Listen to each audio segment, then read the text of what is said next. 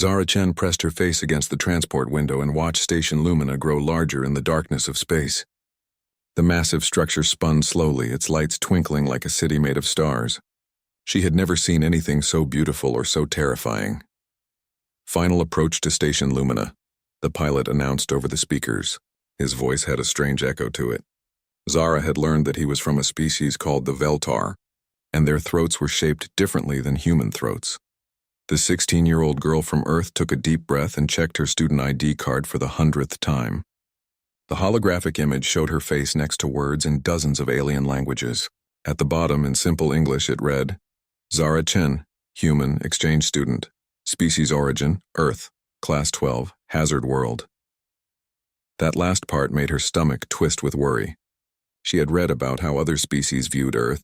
They called it a Deathworld, the most dangerous planet in known space, a place where nothing should be able to live, let alone evolve intelligence. The docking bay was enormous. Zara followed the other passengers through a tube that connected the transport to the station. The artificial gravity felt strange under her feet. It was lighter than Earth's gravity, making each step feel like she might float away. The first thing she noticed was how quiet everyone became when they saw her. Conversation stopped mid-sentence. Eyes turned in her direction. Some aliens actually stepped backward when she walked past. A tall, blue-skinned creature approached her. It had 4 arms and eyes that looked like liquid silver. "You are the human?" it asked in careful English. "Yes," Zara said, trying to smile. "I'm Zara Chen." The creature's eyes went wide. It made a gesture with one of its hands that Zara didn't understand, then quickly walked away. The orientation hall was packed with students from dozens of different species. Some looked almost human except for strange skin colors or extra limbs. Others were so alien that Zara couldn't tell which end was the head. The noise was incredible. Hundreds of voices speaking in languages that sounded like music or grinding metal or ocean waves. When Zara entered the hall, the noise stopped. Every eye in the room turned to look at her. The silence was so complete she could hear her own heartbeat. A holographic figure appeared at the front of the room. It looked like a human woman, but its skin was perfectly smooth and its smile never changed. "Welcome, students, to Station Lumina," the hologram said. "This year we have a very special addition to our academy. For the first time in the Galactic Education Consortium's history, we welcome a student from Earth." Murmurs started around the room. Zara heard words like Deathworld and Predator and Impossible, whispered in a dozen different languages. "Earth," the hologram continued, "is classified as a Class 12 hazard world, the highest danger rating in our records. The fact that intelligent life evolved on such a world is considered by many scientists to be miraculous." Zara felt her face get hot. She wanted to sink into the floor and disappear. After orientation, students were given tours of the station. Zara was assigned to a group with 12 other students. Her guide was a Kitharan named Instructor Melthak. The Kitharans looked like humans, except they were taller and their eyes glowed with a soft blue light. "The station has artificial gravity that matches the standard galactic norm," Melthak explained as they walked through a corridor lined with windows. "This is roughly 60% of Earth's gravitational force." One of the students, a small creature with green fur and huge eyes, raised a hand. "How do humans survive in such extreme gravity?" "Human bone density is approximately 3 times greater than the galactic average," Melthak said. "Their muscle structure is also significantly more developed. This is due to evolving under extreme conditions." Zara felt like she was in a zoo. The other students kept staring at her like she was some kind of dangerous animal. During lunch, Zara sat alone at a table near the window.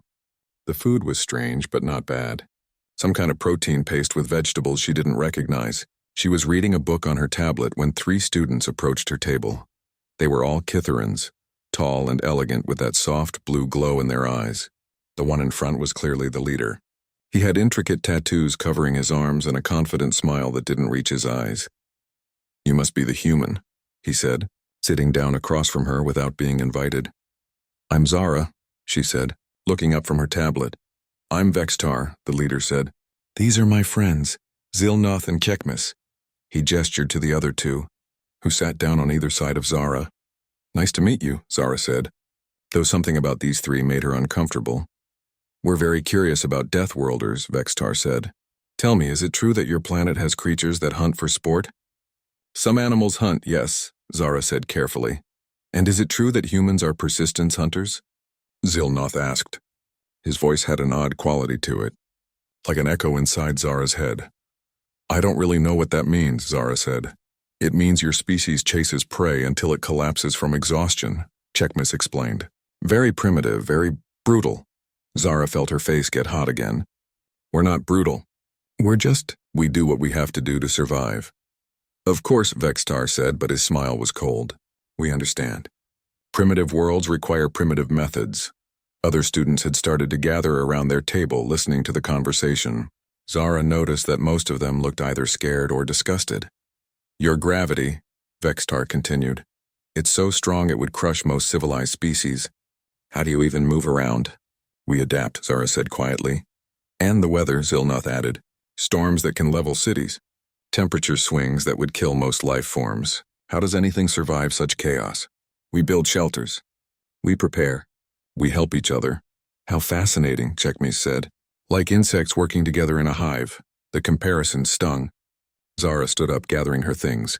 I should go. I have classes. Of course, Vextar said.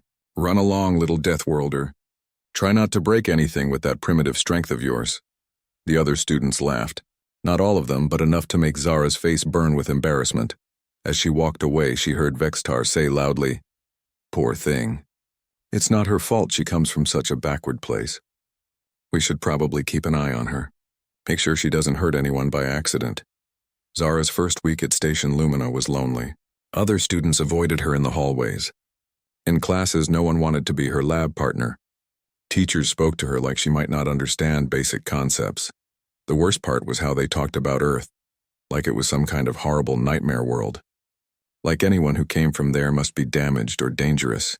She tried to explain that Earth was beautiful, that humans had art and music and literature, that they explored space not because they were running from something, but because they were curious about what was out there. But every time she spoke up, the conversation would turn to Earth's extreme weather, or lethal wildlife, or crushing gravity. The other students seemed to think that anything from Earth must be terrible. Vextar and his friends made it worse. They would ask her questions in front of other students, questions designed to make her sound primitive or violent. They would accidentally bump into her in the hallways and then act surprised by how solid she felt. Careful, Vextar would say loudly when she walked by. Deathworlder coming through.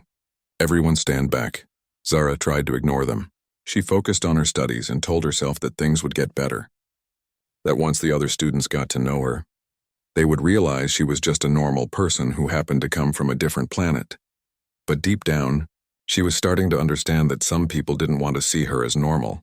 They wanted her to be the dangerous alien from the scary world. It was easier for them to keep their distance and whisper about the primitive human than to actually get to know her. As her second week began, Zara Chen had no idea that 3 Kithran bullies were planning something that would change everything. Something that would show the entire station what it really meant to corner a human being. The plan came to Vexitar during his advanced telepathy class. Instructor Silran was explaining how Kithran, mental abilities could be used to influence weaker minds. When the idea hit him like a lightning bolt. The primitive human needs to learn her place, Siwi whispered to Zilnoth after class. She walks around like she belongs here, like she's equal to civilized beings. Zilnoth nodded eagerly. He had always followed Vextar's lead ever since they were children. What do you want to do? Teach her some humility, Vextar said with a cruel smile. Show everyone what happens when Deathworlders get too comfortable. That evening, the 3 Kytherans met in Vextar's private room. As the son of a wealthy diplomat, Vextar had access to parts of the station that regular students never saw. His father's influence opened doors and turned off security cameras. The old maintenance section in Level 7, Vextar explained, showing them a holographic map of the station. It's been abandoned for years. There's a quarantine field system there from when they used to study dangerous specimens. Checkmas looked uncomfortable. Quarantine fields? Isn't that a bit much? It's perfectly safe, Vextar said dismissively. The field just creates an energy barrier. She won't be hurt, just trapped for a few hours, long enough to remember that she's not one of us. And then, Zilnoth asked, then we discover her and turn off the field. We'll look like heroes for finding the poor lost human. She'll be grateful, and everyone will see that she needed our help to survive. The plan was simple. They would use their telepathic abilities to plant a suggestion in Zara's mind during her sleep cycle. Nothing harmful, just a gentle push to make her curious about the lower levels of the station. Once she was in the right area, they would activate the quarantine field and trap her in a small section of corridor.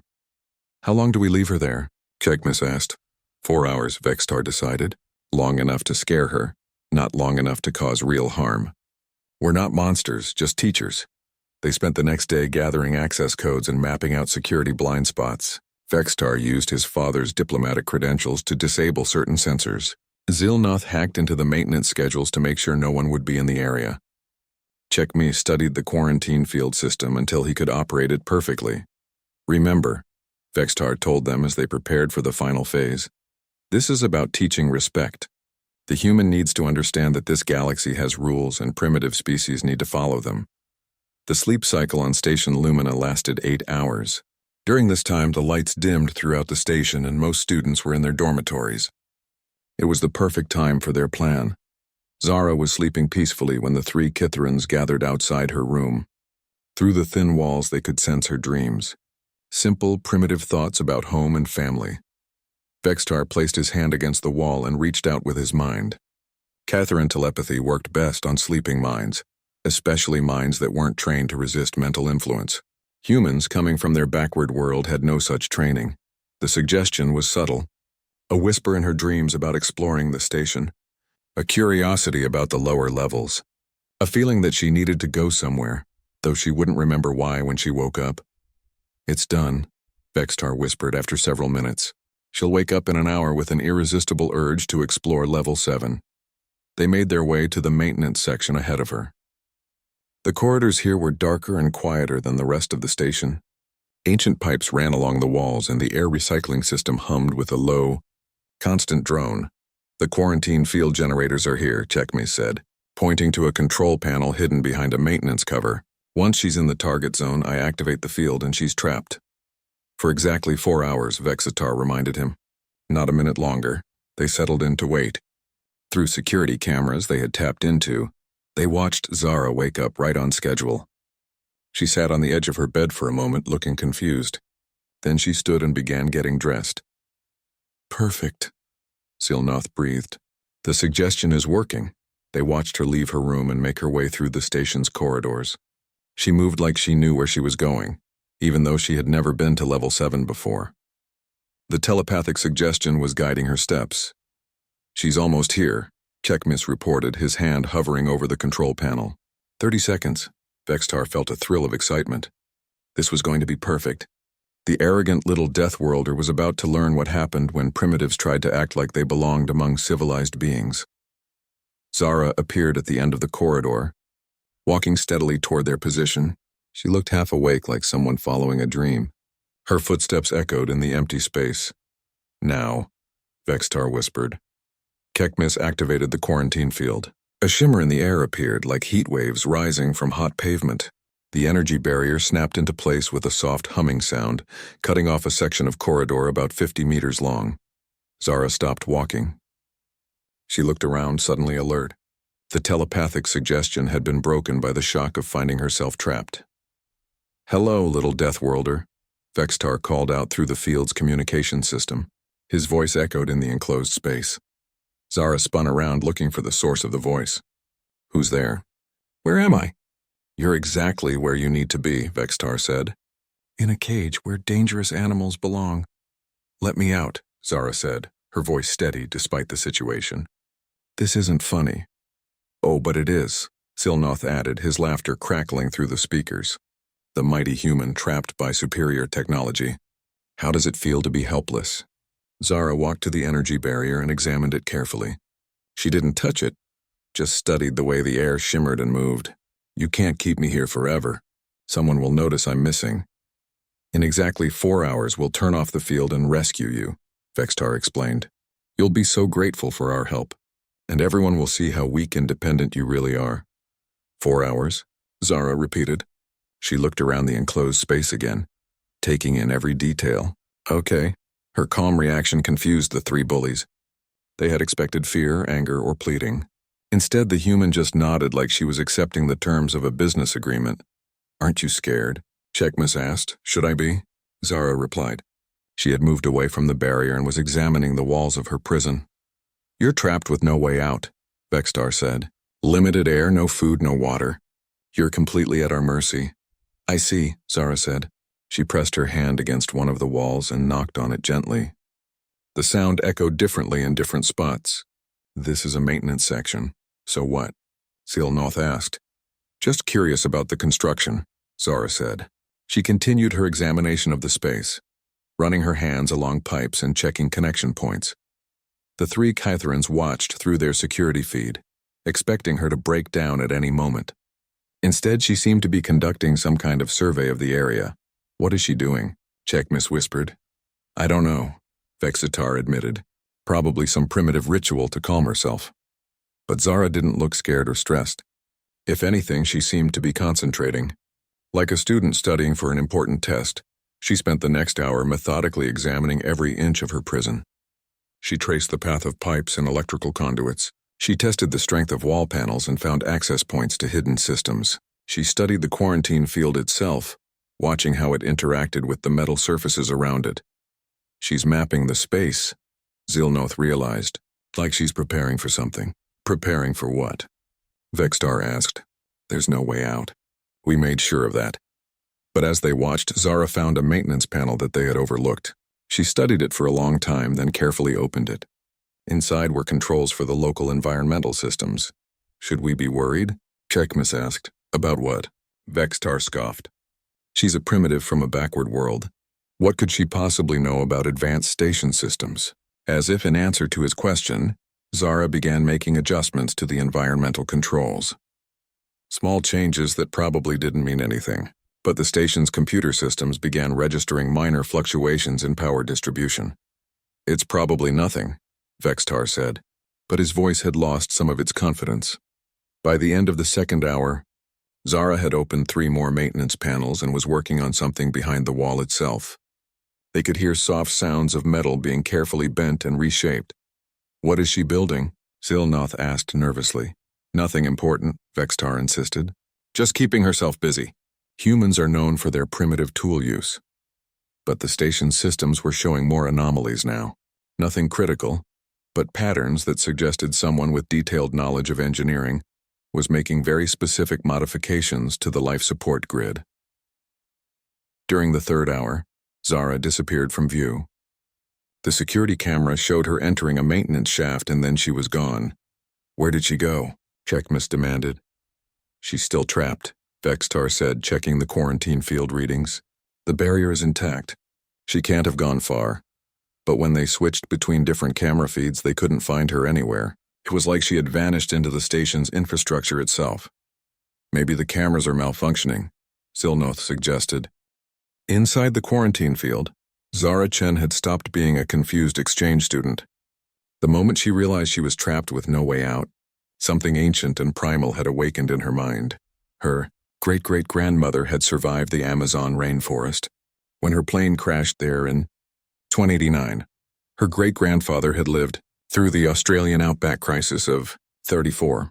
Her parents had met during the Yellowstone evacuation, when supervolcano activity forced millions of people to survive in temporary camps for 8 months. Zara came from a long line of survivors, and survivors didn't panic when cornered. They adapted. The first thing she did was stop thinking like a victim. These aliens had made a mistake. They thought they were trapping a helpless student. Instead, they had cornered a human being with millions of years of predator evolution in her blood. The maintenance section was roughly 50 meters long and about 4 meters wide. The ceiling was low, barely 2.5 meters high. To the aliens, it probably seemed like a simple box with no exits. To Zara, it was a complex, 3-dimensional environment full of possibilities. She started with the air circulation system. The pipes running along the walls weren't just decorative. They connected to the station's main life support grid. More importantly, they were big enough for someone small and flexible to crawl through. The access panels were secured with standard galactic locks. But Zara had grown up fixing things on Earth. Her father was an engineer, and he had taught her that every system had weak points. You just had to know where to look. The first panel opened easily once she found the manual release hidden behind a decorative cover.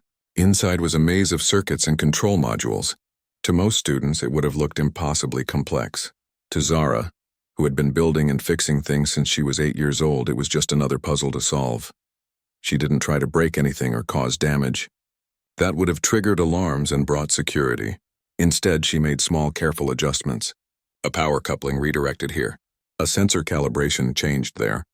Tiny modifications that the station's computer would register as normal variations. The environmental controls were her first real breakthrough. By adjusting the air pressure differentials in specific sections of the station, she could create currents that would carry her scent and heat signature in unexpected directions. To anyone tracking her through biological sensors, it would seem like she was moving through areas where she wasn't physically present. Next came the electromagnetic field generators. The station used them to shield against cosmic radiation, but they also interfered with telepathic abilities. Zara had read about this in her xenobiology classes. Kithrans needed stable electromagnetic fields to maintain their mental connections. She began creating small fluctuations in the field strength, nothing that would harm anyone but enough to make telepathic communication fuzzy and unreliable. If her captors were using their mental abilities to coordinate their activities, she was about to make that much more difficult. The lighting system was even easier to modify. A few adjustments to the power flow, and she could create subtle variations in brightness that would interfere with the security cameras. Not enough to trigger malfunction alerts, but enough to create brief blind spots in the surveillance grid. As she worked, Zara felt herself changing. The polite, nervous exchange student was fading away, replaced by something more focused and dangerous. Her movements became more fluid and precise. Her breathing slowed and deepened. Her mind cleared of everything except the immediate problem of survival. This was what millions of years of evolution had created. A species that could adapt to any environment, overcome any obstacle, and outlast any threat. Her ancestors had survived ice ages and plagues and predators that made these aliens' worst nightmares look like friendly pets. She was a human being. And human beings were persistence hunters. The maintenance shaft she found behind the third panel was exactly what she needed. It connected to the primary life support system, which meant it ran through most of the station. More importantly, it was a three-dimensional maze that only something small and flexible could navigate effectively. Zara had spent summers exploring cave systems in Kentucky and rock climbing in Colorado. Tight spaces and complex navigation were second nature to her. She squeezed into the shaft and began to move through the station's infrastructure like a ghost. The beautiful thing about space stations was that they were designed by engineers. Engineers thought in logical patterns and redundant systems. Once you understood the basic layout, you could predict where critical systems would be located. Zara emerged from the shaft system in a computer core 3 levels away from where she was supposed to be trapped. The quarantine field was still active, still showing her captors an empty room. But she was now free to move through parts of the station they had never considered. She could have simply walked to a public area and called for help. The logical thing would have been to report the 3 Kithrans to station security and let the authorities handle it. But Zara was no longer thinking logically. She was thinking like a predator that had been attacked and threatened, and predators didn't run to authorities for help. They eliminated the threat. The station's computer system was more advanced than anything on Earth, but it was also more trusting. It assumed that anyone accessing it from inside the infrastructure must have legitimate reasons for being there. Zara used this assumption to her advantage. She began mapping the Kithrans' locations through their personal communicators and biological sensors. Vexter was in the observation post they had set up to watch her. Zilnoth was in his dormitory. Checkmas was in a study room on level 3. More importantly, she began learning their daily routines. Where they went when they were alone, what systems they relied on for comfort and security. The station's environmental controls were incredibly sophisticated. They could adjust temperature, air pressure, humidity, lighting, and even gravitational fields in small areas. With the right modifications, they could also create very targeted problems for specific individuals. Zara began her work carefully and methodically. She didn't want to hurt anyone permanently, but she did want to teach them what it felt like to be hunted by something they couldn't understand or control. Vextar's room was the first target. A slight adjustment to the air recycling system created a subsonic vibration in the walls, nothing dangerous but enough to make sleeping difficult. The sound was too low for most species to hear consciously, but their brains would register it as a threat signal. Zilnoth's area got a different treatment. Small variations in the lighting that would create moving shadows in his peripheral vision. Again, nothing harmful, but enough to make him feel like he was being watched. For Checkmes, she adjusted the gravitational field generators to create tiny fluctuations in local gravity, just enough to make him feel slightly off balance, like the floor was shifting under his feet. These modifications would take several hours to fully take effect, but when they did, the three bullies would begin to feel hunted. They would sense something wrong with their environment, but wouldn't be able to identify what it was. As she worked, Zara found herself moving through the station's infrastructure with increasing confidence. The maintenance shafts and utility tunnels were like highways that only she knew how to use. She could appear anywhere, make her modifications, and vanish again without being detected. But the most important discovery came when she accessed the station's historical records. The quarantine field system they had trapped her with wasn't designed for containing students who had broken rules. It was designed for holding dangerous alien specimens that had been collected for scientific study. The system had detailed records of everything that had been contained there over the years. Creatures with acid for blood, shapeshifters that could mimic any form, parasites that could control minds, things so dangerous that they had required maximum security, protocols just to study them safely, and now these three bullies had put a human being in the same type of containment. They had no idea what they were dealing with. They thought they were playing a prank on a primitive student. Instead, they had just declared war on an apex predator from the most dangerous world in known space. Zara smiled in the darkness of the maintenance tunnel. It wasn't a nice smile. It was the smile of something that had just realized it wasn't the one being hunted. She began phase 2 of her plan. If they wanted to see what a Deathworlder was capable of, she was going to give them a demonstration they would never forget. But first, she needed to disappear completely. When they finally turned off that quarantine field and found it empty, that's when the real lesson would begin. The three Kithrans were about to learn why evolution had made humans into persistence hunters, and why nothing in the galaxy was more dangerous than a human being with a plan and unlimited time to execute it. The first sign that something was wrong came at exactly hour 3 and 47 minutes.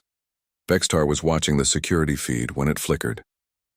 For just a moment, the image went completely black. When it came back online a few seconds later, the quarantine field was still active and functioning perfectly. But Zara Chen was gone. "Where is she?" Checkmes demanded, leaning over Vextar's shoulder to stare at the empty corridor. "She has to be there," Vextar said, frantically switching between different camera angles. "The field is intact. There's no way she could have escaped." Zilnoth checked the system readings on his handheld device. The barrier shows no signs of failure. Power levels are normal. Containment is holding perfectly. "Then where is she?" Checkmiss's voice was getting higher with panic. They spent the next 13 minutes searching every camera feed in the area. The maintenance section was empty except for pipes and wall panels. There was no sign that anyone had ever been there. "Maybe she found a hiding spot," Vextar said, but he didn't sound convinced. "Behind some equipment or in a corner the cameras can't see." "What equipment?" Zilnoth asked. "We checked that area before we trapped her. It's completely empty." That's when Checkmes noticed something else. "The electromagnetic field readings are fluctuating." "What do you mean?" Vextar asked. "The station's EM fields. They're not stable anymore. Look at these readings." Checkmes showed them his device. "Small variations, but they're definitely there." Vextar felt a cold chill run down his spine. Electromagnetic fluctuations interfered with Kitharan telepathic abilities. It was one of the few things that could disrupt their natural mental connections. "It's probably just a coincidence," he said, but his voice lacked conviction. "Should we end this?" Checkmes asked. "Turn off the field and report that we found her." "Found her where?" Zilnoth pointed out. "She's not there anymore." "How do we explain that?" Before anyone could answer, the lights in their observation post went out. Not flickered. Not dimmed. They went completely dark for exactly 10 seconds. In that darkness, they heard something. A soft sound like metal moving against metal, like something large crawling through the walls. When the lights came back on, everything looked normal. But the temperature in the room had dropped by several degrees, and there was a faint sound of air moving through spaces where no air should be moving. "We need to leave," Checkme said. "Now." "We can't," Vextar insisted. "We have to stick to the plan. 13 more minutes and then we rescue her." "Rescue who?" Zilnoth demanded. "She's not there." "She has to be there," Vextar said. But even as he spoke, he was checking the locks on the observation room door. The security cameras throughout the station began experiencing intermittent failures. Brief moments where the feed would cut out, then return showing the same empty corridors and rooms. But during those dark moments, they could swear they saw movement in their peripheral vision. "Look at this," Checkme said, pointing to his readings. "Life support anomalies throughout the station. Small ones, but they're spreading." "What kind of anomalies?" Vextar asked. "Temperature fluctuations, air pressure changes. Nothing dangerous, but the patterns are wrong." Zilnoth was monitoring the communication channels. "Station security hasn't noticed anything yet. But these kinds of changes usually trigger automatic alerts, unless someone knows how to modify the alert thresholds," Checkme said quietly. They all looked at each other. The same terrible thought was forming in each of their minds. "She's just a primitive human," Vextar said. "She can't possibly understand our technology well enough to do something like this." But even as he said it, he remembered something from their xenobiology classes. Humans were classified as persistence hunters, but they were also natural engineers. Their species had a talent for understanding and modifying complex systems, even ones they had never seen before. The final alarm came at hour 4 exactly. Not from their equipment, but from their own biology. Kitharan telepathic abilities were partially based on electromagnetic resonance. When the station's EM fields became unstable, their mental connections began to fail. They started having trouble sensing each other's thoughts and emotions. For a species that relied on constant telepathic contact, this was like suddenly going blind and deaf at the same time. "I can barely sense you," Zilnoth whispered. "It's like you're getting farther away." "The human did this," Checkme said with certainty. "She's using the station's systems against us." "That's impossible," Vextar protested, but his voice was shaking. "She's been trapped for 4 hours. How could she access any systems?" As if in answer to his question, the quarantine field shut off, not gradually, not with any kind of warning. The energy barrier simply vanished, leaving an empty corridor where their prisoner should have been. The field wasn't scheduled to deactivate for another hour, Checkme said, staring at his readings. "Someone overrode the timer." "From where?" Zilnoth demanded. "The control panel is right here and none of us touched it." They checked the system logs.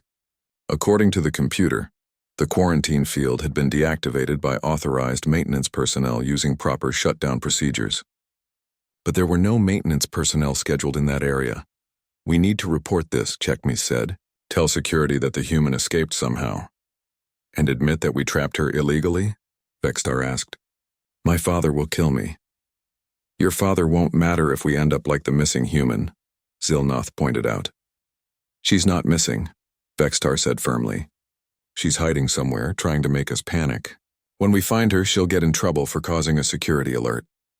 But as they made their way back to their dormitories, each of them noticed small things that were wrong. Lights that seemed dimmer than usual. Shadows that moved when no one was there to cast them. Sounds in the walls that suggested something large was moving through spaces too small for any normal creature. Kekmis was the first to make it back to his room. He locked the door and activated all the privacy settings. His room was on level 3, in a section reserved for advanced students. It should have been completely safe. For the first hour, everything seemed normal. He tried to study, but his concentration was broken by a persistent feeling that he was being watched. Several times he got up and checked the corners of his room, but there was never anyone there. Then the temperature began to drop. Just a few degrees at first, then more. His breath started to mist in the air. When he called maintenance to report a heating malfunction, they told him that all systems in his area were functioning normally. Zilnoth made it to his dormitory on level 5. As soon as he was inside, he tried to contact his friends telepathically. But the electromagnetic interference was stronger here, making mental communication almost impossible. The lights in his room began to flicker in a subtle pattern. Not random flickers, but a rhythm that seemed almost like a code. Like something was trying to communicate with him through the electrical system. When he tried to adjust the lighting controls, they didn't respond.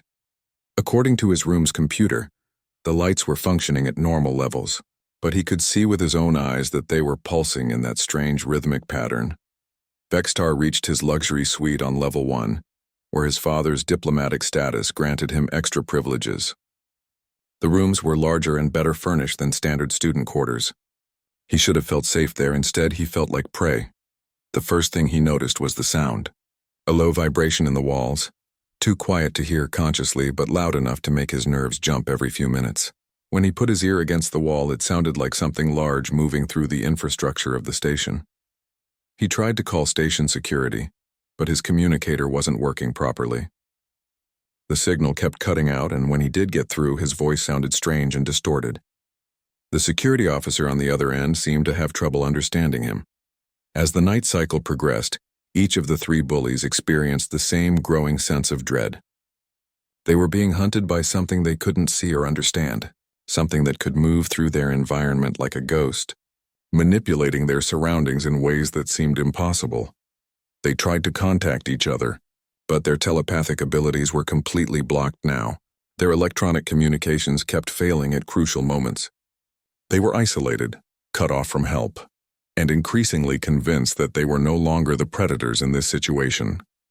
In the darkness of the station's infrastructure, Zara Chen moved through maintenance tunnels and utility shafts like a shadow.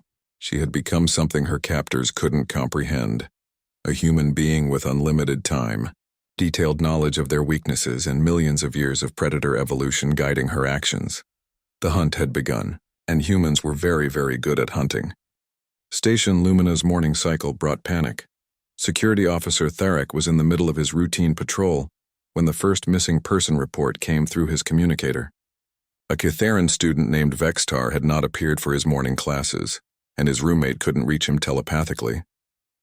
Probably overslept, Tharek muttered, but he checked anyway. Diplomatic families were always sensitive about their children, and this particular student's father was an important ambassador. Vextar's room was empty. The bed looked slept in, but there was no sign of the student. More strangely, the environmental controls showed that the room's temperature had dropped to just above freezing during the night. Yet the heating system insisted it had been working perfectly. Computer, show me the last recorded location of student Vextar, Tharek commanded. Student Vextar was last detected in his quarters at 2347 station time. The computer replied in its pleasant, artificial voice. Show me security footage from his hallway during the night cycle. The holographic display showed a completely normal corridor, students going to and from their rooms during evening hours. The lights dimmed for sleep cycle. Nothing unusual at all, except that Vextar never left his room. While Tharek was investigating the first disappearance, 2 more reports came in. Zilnoth had missed his advanced mathematics class, and Kekmis hadn't shown up for breakfast with his study group. Both were also missing from their rooms with no record of having left. 3 missing students, all Catharans, all friends, Tharek reported to his supervisor. No signs of struggle, no security alerts, no record of them leaving their quarters. Commander Silek was a veteran security officer who had worked on stations throughout the galaxy. In 30 years of service, she had never seen anything like this. Run a full bioscan of the station, she ordered. If they're anywhere on Lumina, we'll find them. The bioscan took 4 hours and covered every cubic meter of the station. It detected the life signs of 3,147 students and staff members. 3 Kitharan males matching the description of the missing students were not among them. That's impossible, Commander Silek said, staring at the results. Living beings don't just vanish from sealed space stations. Should we contact their families? Tharek asked. Not yet. First, I want to know what those 3 were doing before they disappeared. The investigation revealed the truth quickly. Security logs showed that Vextar had used his diplomatic access codes to enter restricted areas of the station. Network analysis revealed unauthorized access to maintenance systems and quarantine field controls. Camera footage from Level 7 showed the 3 students in areas where they had no legitimate reason to be. They were up to something, Commander Silek concluded. The question is what and how it resulted in their disappearance. That's when they discovered the empty quarantine field. They trapped someone here, Tharek said, examining the control logs. Activated a containment field for exactly 4 hours, then shut it down remotely. Who did they trap? Unknown. The camera footage from this area has been corrupted. Commander Silic felt a cold certainty settle in her stomach. Check the student roster. See if anyone else is missing. But every other student was accounted for. Whatever the three Kitherans had done, their target was not among the missing. The investigation continued for 3 days. Galactic security was notified. Diplomatic channels were activated. Search teams combed every inch of the station. The missing students' families arrived demanding answers. Nothing was found. On the 4th day, maintenance worker Dolmar was performing routine inspections in the cargo bay when he heard voices coming from inside storage pod. Shows 49, the pod was sealed and not scheduled for transport for another 3 weeks. Hello? He called out. Is someone in there? The voices stopped immediately. Dolmar opened the pod and found 3 Kitheran students huddled together in the darkness. They were alive but clearly traumatized. Their clothes were torn and they all showed signs of severe dehydration and stress. Help us, one of them whispered. Please get us away from here. Medical teams arrived within minutes. The 3 students were taken to the station's hospital for evaluation. Physically, they were unharmed except for dehydration and exhaustion. Mentally, however, they were in a state of severe psychological trauma. They keep talking about being hunted, Dr. Velish reported to Commander Silek. They claim something was stalking them through the station's infrastructure for days. Did they say what was hunting them? They're not making much sense. They keep mentioning shadows in the walls and voices in the air circulation system, classic symptoms of shared psychotic episodes, probably brought on by guilt over whatever illegal activity they were engaged in. Commander Silek interviewed the 3 students personally, but their stories were contradictory and confused. Vextar claimed that the human student had somehow escaped from their trap and hunted them through the station. Zilnoth insisted that something was living in the walls, watching them and manipulating their environment. Chekmas would only say that they had awakened something that should have been left alone. Human student? Commander Silek asked. You mean Zara Chen from the exchange program? Yes, Vextar said, his voice shaking. We trapped her to teach her a lesson, but she got out somehow. She became something else, something dangerous. Zara Chen has been attending classes normally for the past 4 days, Commander Silek pointed out. She was never missing. Her instructors confirm her attendance and her roommate says she's been sleeping in her bed every night. That's impossible, Vexitar insisted. She was hunting us. We could feel her in the walls, in the air, everywhere. The security footage confirmed that Zara Chen had indeed maintained her normal schedule throughout the time the 3 students were missing. She had attended classes, eaten meals in the cafeteria, and been seen in public areas regularly. There was no period of time when she could have been stalking anyone through the station's infrastructure. The 3 students appear to have suffered a shared psychological breakdown, Dr. Velish concluded, probably triggered by guilt over their illegal use of the quarantine system. They may have trapped themselves somewhere and experienced shared hallucinations due to stress and isolation. What about their claims that they trapped the human student? Impossible to verify. The security footage from that area has been corrupted, but there's no evidence that any student was ever contained. Most likely they activated the quarantine field as part of some kind of prank that went wrong. The official report concluded that 3 students had suffered a shared psychotic episode after engaging in illegal activities with station security systems. They were treated for trauma and dehydration, then transferred to other educational facilities for their own safety and psychological rehabilitation. The incident was classified and sealed to protect the diplomatic sensitivities involved. Zara Chen was never officially questioned about the incident. When classmates asked her about the rumors, she expressed concern for the missing students and hoped they would be found safely. When they were discovered, she was relieved to hear they were alive. I hope they get the help they need, she said to anyone who asked. It must have been terrifying to be lost on the station for so long. She continued her exchange program without incident. Other students, however, began treating her with a new kind of respect. Word spread quietly through the station about what had happened to the bullies who had bothered the human girl. Nobody knew exactly what had occurred, but everyone understood the lesson. Humans were not to be cornered. The 3 Kitharan students never spoke about their experience in detail again. When pressed, they would only say that they had learned why Earth was classified as a Class 12 hazard world. They transferred to different schools and never returned to Station Lumina. Bextar's father, the ambassador, quietly arranged for enhanced psychological treatment for his son. In his private communications with other diplomatic families, he included a single warning: do not underestimate the humans. They are not what they appear to be. Zara Chen graduated from the exchange program 6 months later with excellent marks and glowing recommendations from her instructors. She returned to Earth to continue her engineering studies, but not before leaving a small gift in her former dormitory. Her replacement roommate found it weeks later, a simple note that said, "Be kind to each other. You never know what someone is capable of when they're cornered."